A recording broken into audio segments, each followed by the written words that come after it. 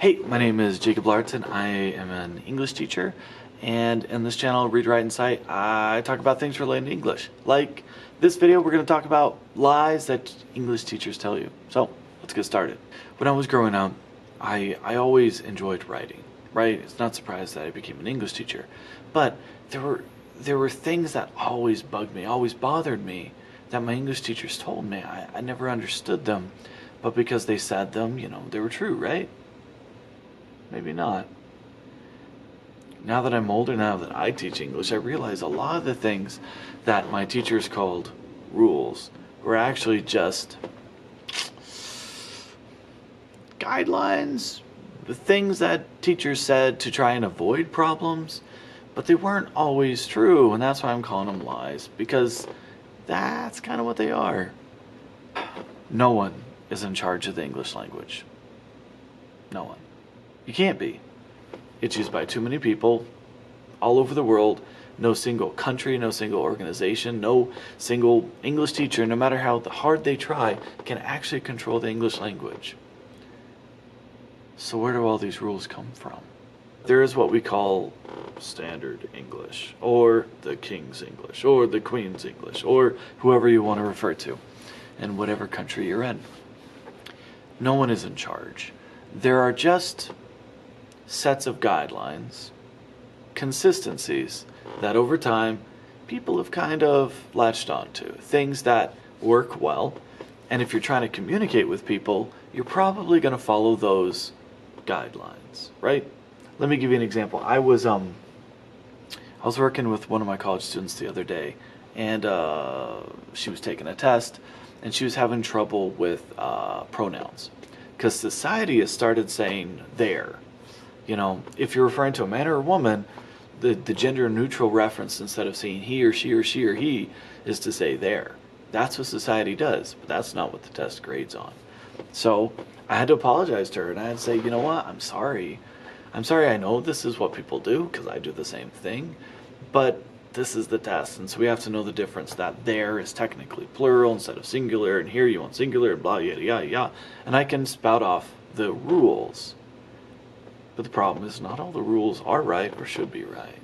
Instead of explaining the English language, sometimes people maybe repeat what they've heard, what they were taught, or to jump to the end to try to get an outcome. They call something a rule, and people don't want to break rules. So here are some rules. Number 1, how long is a paragraph? How many sentences? When you were growing up, did you ever hear a rule? Was it 3 to 5? Was it 5 to 7? 5 to 8? Are any of those true? The reality is, I don't know. Pick up a book. Here's a book. Open to any page and start counting sentences, and see how far you get before some published author, like, I don't know, Stephen King, breaks rules, right? Okay, and Stephen King, he was an English teacher. All right. 3 sentences? Is that long enough to be a paragraph? You open up a fiction book, you're going to find a ton that are 1 sentence. And you're going to be like, wait a second. Teacher told me mine has to be like 5. Why do they get to break the rules? And that always bugged me. Why do authors get to break the rules? Well, because they're authors. Except here's the thing. How do you become an author? You write something. So why can't, the 3rd grade student is like, teacher, why, what am I supposed to do? Why can't they break the rules? Well, you're not old enough yet. But here's the thing. It's not a rule. There is no rule on how long a paragraph is supposed to be. Never start a paragraph with the word I. I don't know how common this lie is, but I think the teacher's reason was they just didn't want you talking about yourself all the time. They didn't want you to use the same sentence structure over and over and over again. And if you start with I, you're going to keep going with I, and it just never stops. Except there's nothing wrong with starting a sentence with I, much less a paragraph. There's nothing against it. In fact, it's grammatically correct. It works. We're taught how to write by looking at finished, polished products. We don't get to see the work that an author goes through to produce that finished, polished product. And so we get this anxiety like, I can't do that. I'm just, high school kid, college kid, somewhere in, Nowheresville, United States. And, how am I supposed to live up to so-and-so who was the most amazing writer ever?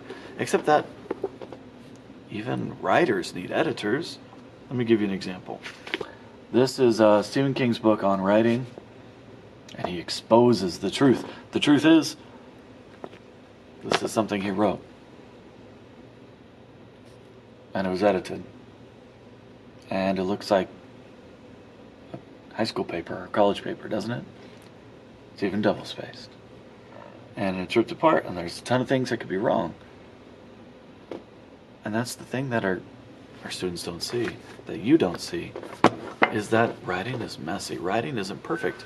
If no one can be in charge of the English language, if all these rules are really guidelines, if there's no rule that prevents you from being an author except that you have to start writing, and even authors who've been publishing for years and years and years, even they have to get someone to help them fix their work, then why are we really striving for perfection? Because what is perfect? What is perfect except something that follows an accepted set of rules? When I went to graduate school for English, the first class I took was called History of the English Language. And one of the first things I learned was, if you do something and someone else understands it, that's language.